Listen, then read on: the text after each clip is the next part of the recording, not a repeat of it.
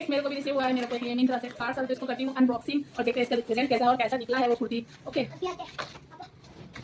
Wait guys, मैं इसको मैंने ऑर्डर किया था, इसके अंदर देखो क्या निकला। मैंने मेरे मिंत्रा से 2 पार्सल आने वाले थे, बट अभी इसके अंदर देखो फर्स्ट क्या है, सी ओ कुर्ती देखती हूँ।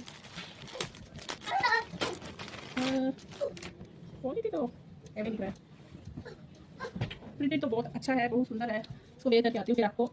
See guys, quality is not good and ये मेरे को यहाँ पर टाइट भी आ रहा है और ऐसे फिटिंग तो बहुत ये है, अच्छा है बट इतना भी अच्छा नहीं है। Very nice. बाल ऊपर करती हूँ, मेरे को बहुत सूट हो रहा है।